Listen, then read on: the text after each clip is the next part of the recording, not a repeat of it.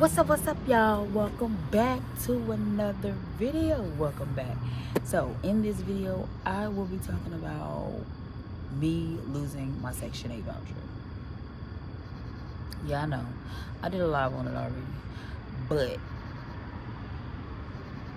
I guess I'll be talking all over the place if people don't really understand. So we're gonna get down to why I lost my Section 8. So first I'm gonna talk about I have not even received my papers or email that I was supposed to receive saying that I was off Section 8. So I don't know. Maybe they're still thinking about it. I don't know. Anyway, so let me see. Last year or the year before, I work one job. I'm a nurse's aide, or PCA, something like that. Okay. So I took on a second job because I wanted to save up to buy a house. But I did let Section 8 know that I had the second job. So my rent was $400 and some. When I told them about the second job, my rent went up to $700 and some. So time passes, I have the job for a couple months, say blah blah blah. All right, so I then had to let go of the job. There was a lot going on at the job, a bunch of mess, caused me a lot of stress. It wasn't the job, it was the people. It was the people. It was something.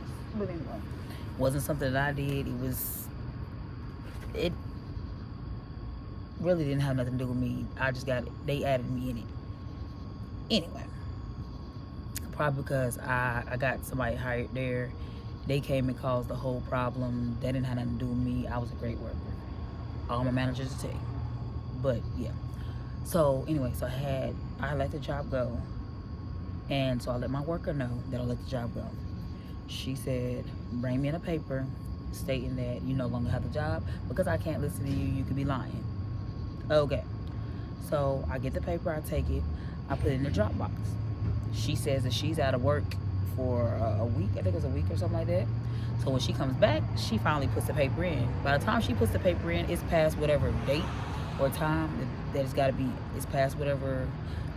Okay, well, so since I'm getting the paper in, now it's past time. When I put it in, you're going to still have to pay $700 some next month. So I asked her, how? Like, I'm not understanding. Like, wait a minute. Okay. So anyway, that's towards the end of the month. So by the time the first came around, you know what I'm saying, I had already paid all my other bills. So how am I going to have that $700 some? Okay. Now, yeah. So in that time, my water bill had got sky high.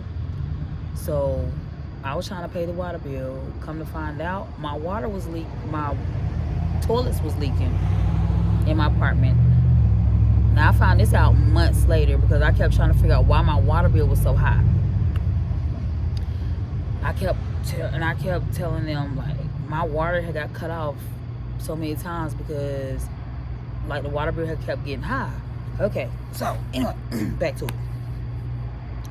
So let's see. So then that month, $700. So then the next month after that, it went back down to. It didn't even go back. It didn't even go down to 4 something. It went straight down to $263. I don't even know how. I don't know why, because my first job didn't change. Nothing changed for my first job. I guess where I stay, I guess their criteria or their numbers or something of, you know, their percentage, I guess it had changed. So, all right. So I'm telling my landlord, well, my rent's not even 4 something anymore. Because, you know, by that time, I done got behind that next month.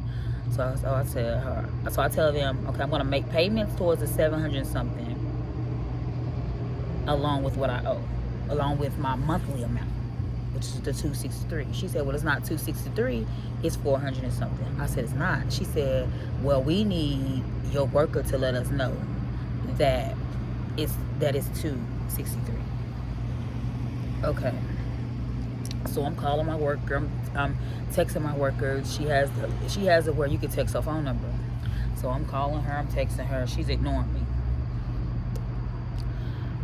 So to this day, the landlord still thinks that my rent was supposed to be $400 and some. But even in the courts, they got it because my lawyer had to go and put it in. Like, no, it's supposed to be $263. And so, because the judge had set for what the landlord said, so it got switched. So I was paying $263. Anyway, so that's how my rent got behind. So once we went to court, and the judge was like, okay, when you go downstairs and you pay your rent, then from this point on, you'll be paying every month to the courts. So every month I was paying to the courts. I was paying $263. Why is this thing? If this thing don't go, I'm about to run from this bug. So every month I was paying $263 to the courts. Okay.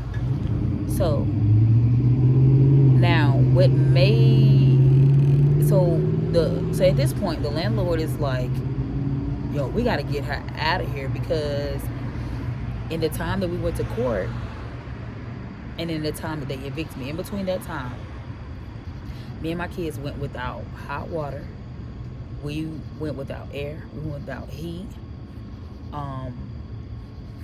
My cabinets was full of roaches. Like, every cabinet was full of roaches. There was roaches in the ceiling part. So when I had one neighbor that stayed beside me, and they ended up moving out. They ended up moving out before the first owners, when the first owners had the apartments. The people moved out. So when they moved out, the roaches came in through the back of my cabinet, into my apartment. And the apartment was a mess. Yes, the apartment was trashed. Like, you know, I was trying to get it cleaned up. There are plenty of videos where I cleaned up, you know what I'm saying? But once they got in, they had food to feed on, they had whatever they needed to feed on, and it went from there. Like, when the exterminator came out, he said that even having grease on my deep fryer would cause them to be there. Like, it was just like, you know, so much. So, okay. So I tried to get the exterminator to come. I tried to pay for the exterminator to come and exterminate the apartment. He said because when they came out, they went all the way upstairs to the third floor, everything. He said, in order for us to exterminate your apartment, it's $500. He said, but outside of my job, I'm going to be honest with you. He said, even if I exterminate this apartment, he said, I'm going to have to go and do every single apartment. He said, because it's not, me doing one apartment is not going to, it's just going to move to the next apartment. Then somebody goes terminate that one, it's going to move back to your apartment. It's going to do that. He said, and then we can't do the outside because of this apartment complex. And we don't have a contract with them. We're making one with you. Okay. So, $500 at the time, I didn't have it. I let my landlord know then, hey, I have a pest problem. I don't have the money at the moment to get it. This, that, and the third. They sent me an email and said, that is your problem. You have to get it done by a certain amount of time, or blah, blah, blah. We're going to do this. Okay. When I brought it up in court, she said, I did not say that. I said, you're telling the story. I have it in email. Because her lawyer said, did you tell her that you would not pay for the pest control? She said, no, I never said that.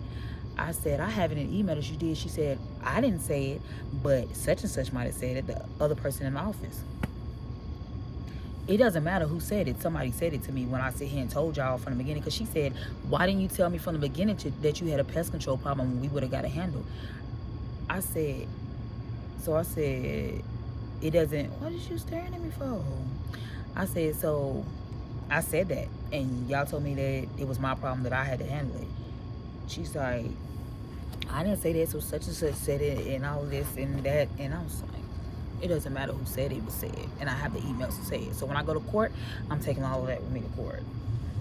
Okay, so now, so what made the whole situation, because I went months with paying the $263 and not paying the $4 something, and then paying like a little bit extra, which was supposed to be going towards the $7 something that I owed. So they went months with that. They were cool with that until I called code compliance, because I'm sitting here saying, we have no heat, we have no air. When it was hot, we're in the house, me and my kids have asthma, we can barely breathe, we're sweating. So I called code compliance for that. I was like, when it's cold, we're literally freezing. Y'all come and bring space heaters that we're not supposed to have. We're not supposed to, from what I'm told by my worker, we're not supposed to have space heaters. We're supposed to have regular heat. So, you know, you bring space heaters and stuff like that. Then in my girl's room, it was a big hole in the ceiling where it looked like the ceiling had been caved in. And they did not come fix that. They were supposed to come fix it. They came to stop the leak that was going on in the ceiling, but they didn't come to fix it, because they said because of the pest that they couldn't close the hole up. And because of the pest, they couldn't fix the heat and the air. That the pest had got into the heating system. And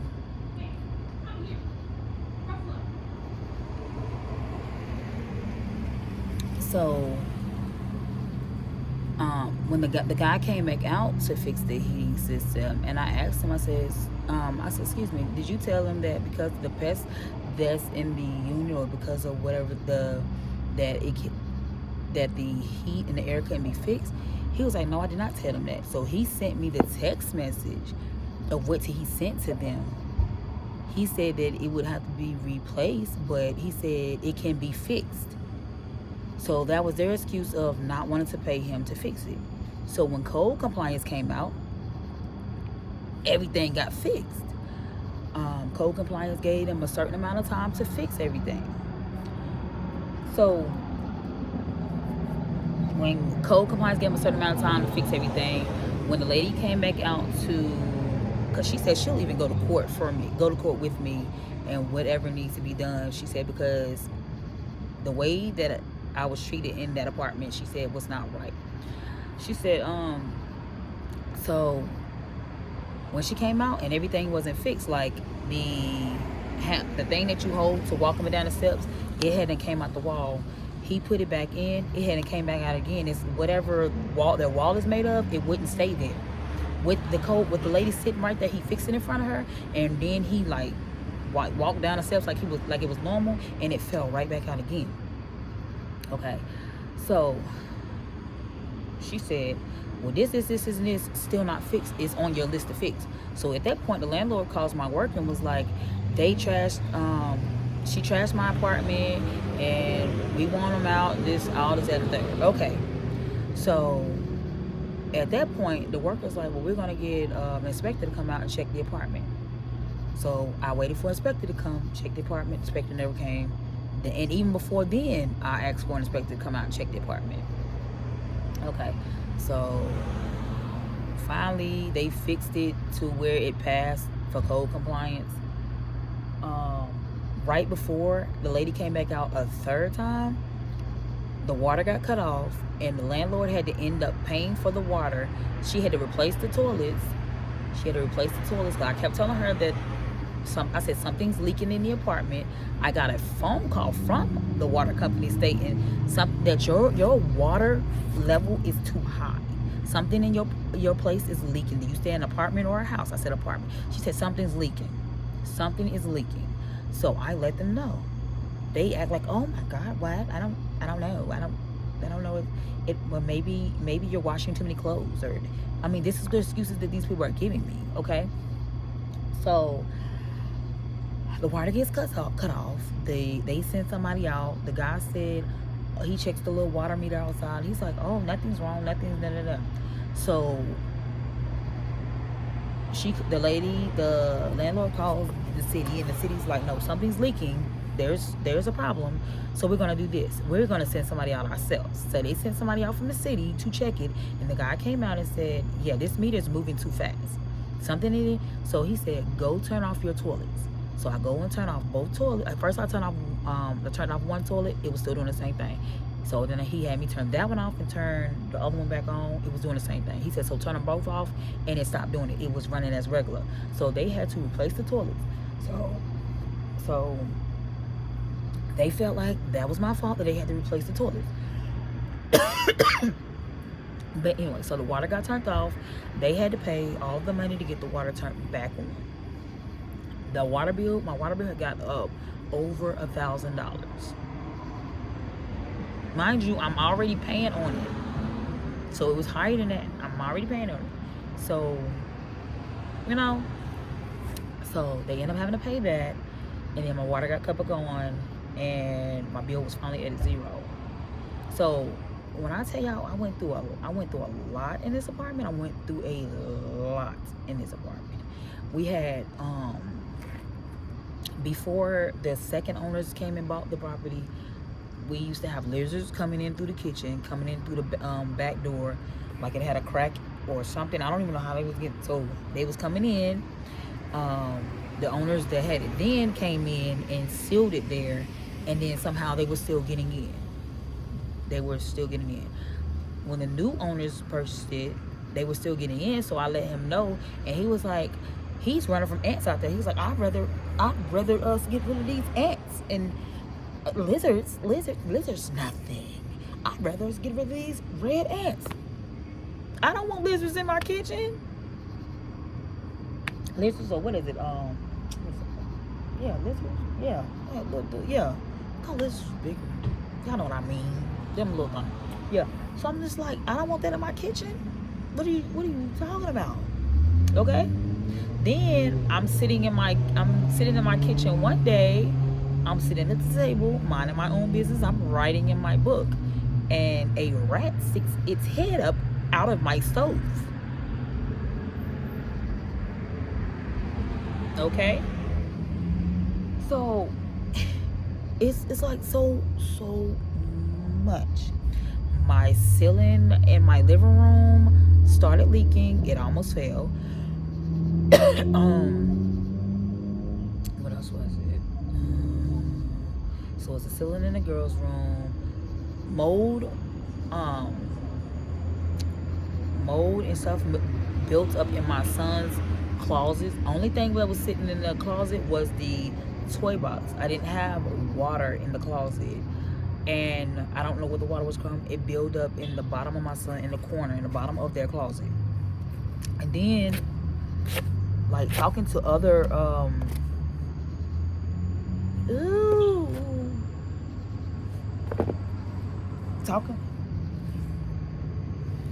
talking to other people in the apartments, like, because code compliance was like, all of the tenants need to get together and sue the landlord, because she was like, oh my God, I cannot deal. Get away from me. What? It's two of them. Shit.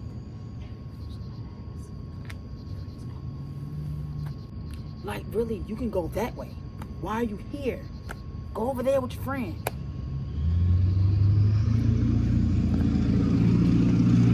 Oh my God, hold up, where'd he go? Yeah, I'm fighting for my life over here. Where'd he go? There he go. Do y'all see this? Do y'all see? I'm trying to do a video, and this is what they doing. This is what, oh my God, I'm about to move to a different section or something, because oh my God.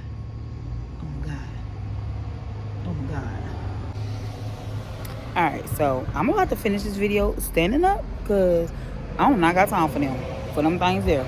Anyway, so yeah, code compliance was like, we needed to get together. All of us need to get together and sue them, because there were other people in the apartments that I was talking to that had mildew, mold, all this stuff, all in their apartments. They were getting sick. It was causing problems for me and my kids and our asthma. Like, it was a lot going on And there's like not having the heat. We had to go by fans. Like, it was so much. And people try to look at me like I'm like a horrible, horrible person. Like, I know that I'm not perfect, but I know that me and my kids didn't deserve to live in that apartment the way we did. Like, yeah, the apartment should have been cleaned, and I can admit to that. I should have did better with the cleaning. But my landlords should have did better with making sure we had the things that we were supposed to have. Because either way, whether my part or some of my part was not being paid, Section 8 was still paying their part. And then the landlord was upset because they was like, well, if you're paying to the courts, we're not seeing it. You're not going to see it yet because I have a case against you, so of course you're not going to see it. Then my lawyer was trying to get it where I can get 30 more days in the apartment so that I could clean the apartment up, I could paint the apartment. I had already bought paint. Tax time, I had already bought paint, and I had already started painting the apartment, which videos, went out on that. I had already started painting the apartment. So it wasn't like I wasn't trying to fix the apartment. I was going to fix the apartment before I moved out. But when you sit here and tell me I got 7 days to get out, and then you think that I could fix everything in there in that 7 days, that's not going to happen. And then you turn around and try to charge me. So they decided that because I was out of the apartment in August, or because they didn't have nobody in the apartment in August, I don't know. I was out at the end of July. They still charged me for August. And Section 8, they sent their money, and then the lady was like, wait, you're out of the apartment? I said, yeah, I've been out since July, since the end of July. She said, oh, no, we got to retract that payment. So since they took the payment back, what Section 8 was supposed to pay and what I was supposed to pay, well, what they felt like I was supposed to pay for August, now is all put on me. They have it put down as me owing that. Okay. So when I went to pay in July, the landlord had already stopped it, where they had already put the eviction in before I can even get in there to pay my rent for July. That's how they were able to evict me. So yeah, I don't know how they had it already sitting there or what, but I was ready to pay my rent. I had my rent. When I went down to the courthouse, I had my rent for July to pay my rent. And they had already got it in, the eviction in before then. And why I say that they were waiting, like they were like on their tiptoes, like we gonna get her. Like, why I say that? Because code compliance, so when she called my Section 8 worker, and she was like, and she said that we trashed the apartment. She said that they wanted me out when my lease was up. Code compliance and my lawyer said they cannot kick you out as long as you're paying your rent to the court. Okay. So I guess their lawyer told them, get down there and get it put in before she can go pay the rent. You know what I'm saying? So that's what they did. But the lady on the phone was like, they can't make us let you stay in the apartment. That's how I'm just like, they cooking up something. They trying to do something. Like, I knew it was coming. So I had started saving money before it happened. I started saving money. I had the 100 envelope challenge. I had already started filling that up. You see what I'm saying? But once we got evicted, that's when paying for rooms and food, and because I had just went grocery shopping. So my food stamps, I had just put food in the apartment and everything. You see what I'm saying? So when we got out, the food that I had in the apartment, which I had, my deep freezer was stacked with food. The freezer to the refrigerator was stacked with food. The refrigerator was stacked with food. When I left, I had to leave all of that besides some of the stuff that I was able to cook. You see what I'm saying? While we were moving.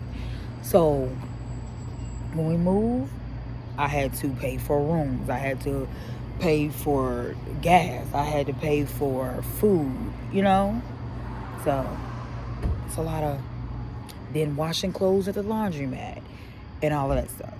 So how I got behind on my rent was my worker put in my paperwork too late, which made my rent. Other than that, my rent has always been paid on time. My rent, I've never missed a payment. This is my first eviction. I've never been evicted from any place before. And my worker was told multiple times to move me out of this apartment. So when I said in the live, I said I had found out something. It's not the end of it, but you know, I did talk to the supervisor, and she was just like, yeah, well, you got evicted, so we got to send you the paperwork through email since you're homeless. Okay. So then I'm just like, you know, I still hadn't received something. Let me call somebody. Let me. Then, you know, I've done a couple lives. People was like, I need to go over the supervisor. So this time I went over the supervisor. So when I called, I asked to speak to the person over the supervisor. So I talked to him. He hadn't heard nothing about it. So he had me explain my side. And he asked, I said, I have receipts for everything that you need me to get receipts for. I said, you need a letter from the doctor stating that we should have been moved. If you need the lady from code, you need to talk to the lady from code compliance. I got her number, everything, name, all. Still got a card in my wallet. Who else? It was something else. Somebody else said we needed to move. I said, I can get all you need me to get. I said, if my worker say that she wasn't ignoring me and that she called me back, I said, I can pull up the text messages of every text message that I messaged her. I said, and then what you do is you have her pull up the phone calls. Since she didn't text back, it's going to show she didn't text back. I said, so have her pull up the phone calls at that same day and that same time, or within that week that she called me back. I said, she can't do it. I said, she can't do it. So he was like, okay, well, he said, what I'm gonna do is, he said, I'm about to go get all information and everything I said. Because he was asking me questions like, okay, so when did your rent go down to 263? Like, he was asking me all the stuff. Like, I explained all the stuff from my side, my point of view. So now he can go to the worker, he get her paperwork, because I don't listen to that she got to say, because I don't know. I feel like she be on YouTube watching me. For real, like, I feel like something wrong with this lady. Like, she has hatred for me or something. I don't know. But my aunt, she was on Section 8 before too, and she said that's the reason why she just decided she just couldn't do it no more, and she ended up moving and getting roommates, because she was like, that worker, no, she said something's wrong with her. She's like, something's wrong with her. So so he said he was gonna go do what he needed to do, figure out what needed to figure it out or whatever. I don't know. So on Monday, because it's been about a week now, and he was like, well, I'm gonna call you back the same day or by tomorrow. He said, I'm gonna call you back within 72 hours. It's been over 72 hours. So tomorrow I am going to call or go by. Matter of fact, I'm gonna go by there. I'm gonna go by there and ask to see him in person, because somebody needs to tell me something. And it's not even the point of getting my Section 8 back. You know, if I do, that'd be great, because then I can just move it. I can move away from here. That'd be great. But it's just a simple fact, like, your worker didn't do her job when she was told by me and multiple people, including doctors and everybody, that we needed to be moved from this apartment. When I sit here and bring you pictures of the hole in the ceiling, I bring you pictures of the hole in the ceiling that we didn't cause. We can't, what we do, stand up on the ceiling and poke a hole? No. I brought you videos. I showed you videos of me literally sweating in my apartment, not pushing buttons, showing you my air does not work, my heat doesn't work. I brought you a video of them with the heaters, burn the heaters in when it was cold. Then I had to go purchase the air conditioners, because they didn't even give me air conditioners. So I had one in my room already, and then I had to purchase one for my for the second floor. Like, and we were still like literally sweating. Them air conditioners was not doing nothing. Okay? So People won't, yeah, they want good tenants, but they want to be slumlords. It wasn't me not paying all the 400 some dollars, because when you go into Section 8 and they tell you, this is the set amount that you can pay. When we give you this set amount, this is set amount you can pay. You cannot pay over, or we will kick you off of Section 8. Now, anybody that watches this video, they could comment in the bottom and tell you.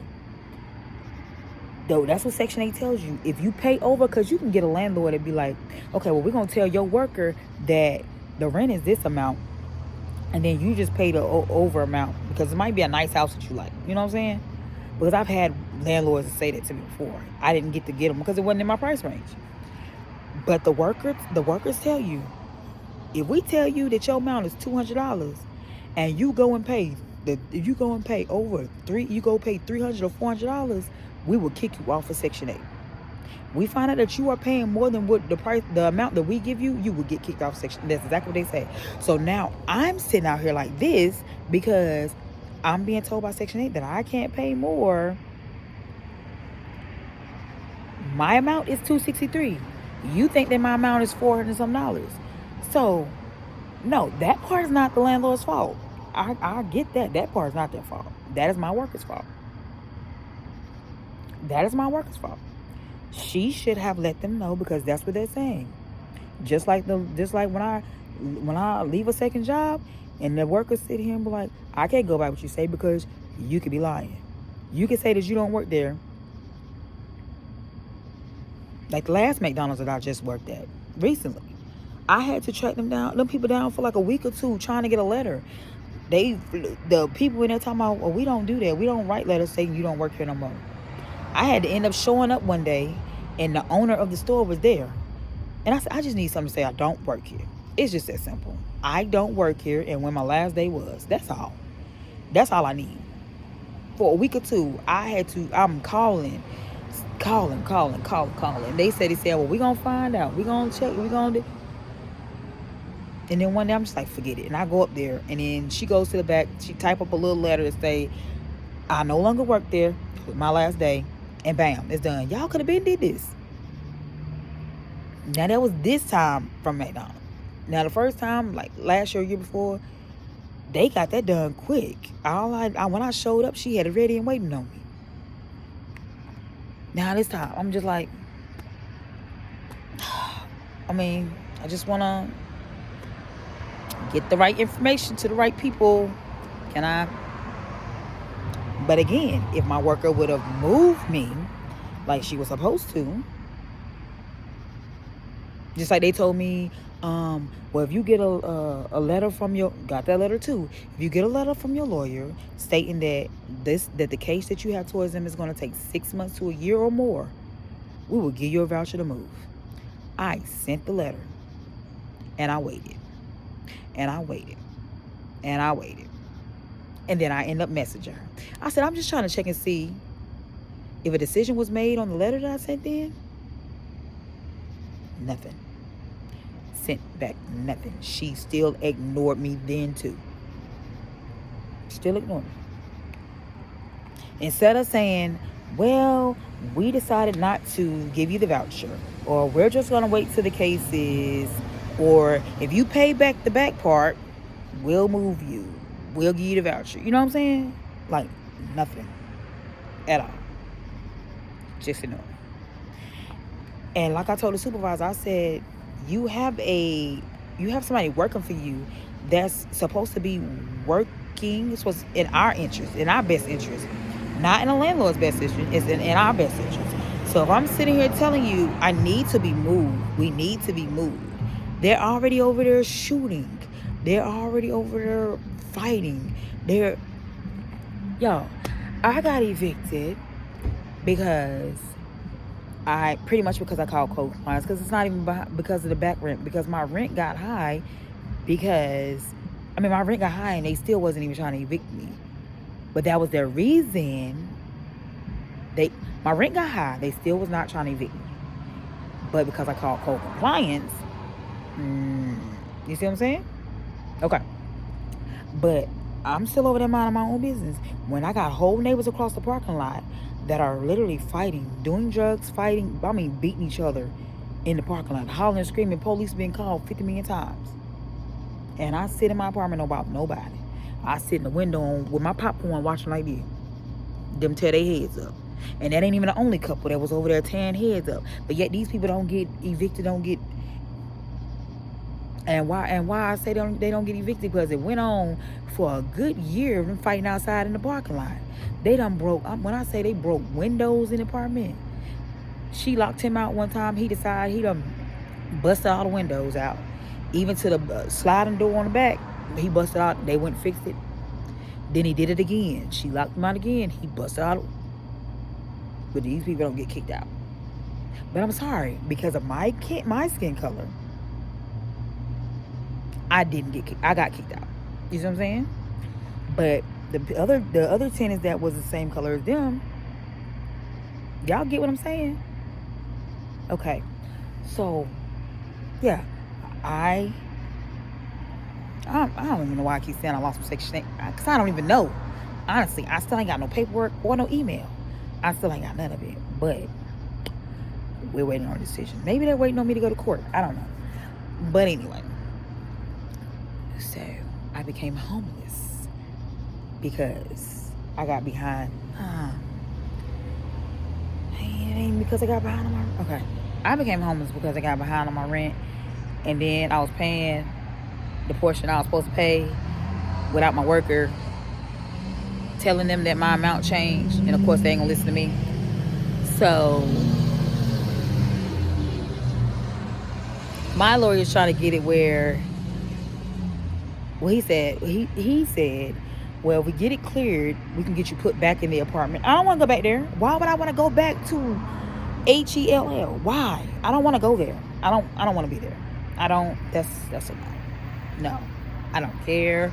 I don't want to do it. I've been asking to get out forever. I've been asking like a little puppy, like a little child, save me, get me out of here, please, begging my worker, please get me out of here, please help me, save me, like get me away from here. Like I can't take it. I can't take it. I can't, you know. But no. Now look at me, and she's at home sleeping in her bed, comfortable. Okay, but anyway, y'all, I know this video was long. I hope this explains everything that it needs to explain. If y'all got any questions, drop it in the bottom. Like I said, I do a Q&A. Well, I said on my other video, I do a Q&A answering questions. Somebody said, oh, well, you could do a video telling us what happened, but that's not going to answer all the questions that need to be answered, because you might not even answer the questions that we want you to answer. Girl, boo, bye, boo. What I need to lie for? I don't gotta lie. One thing about it, people in real life will tell you, I don't gotta lie. I don't gotta lie. But what? For what? Like people saying I'm thinking about using a CPN, or I tried to use a CPN, but I didn't. Look at me. Still out here. You know, the house I tried to get today, he wasn't even trying to run my credit. So that was perfect, but you know. But then, yeah, I'm gonna do a whole nother video on that, because, yeah, But y'all was saying in the live about it being a scam and being creepy. Like, yeah, something else happened after that. We'll talk about it later. But anyway, I hope you guys enjoyed this video. I need to go get my daughter, because it's about time to get her. And I need to go ahead and do whatever I need to do to these videos, put them together, whatever, and get them out before 12 o'clock. So I hope you guys enjoyed the video. If you did, like, comment, share, and subscribe. And I will see you guys in my next video. Peace.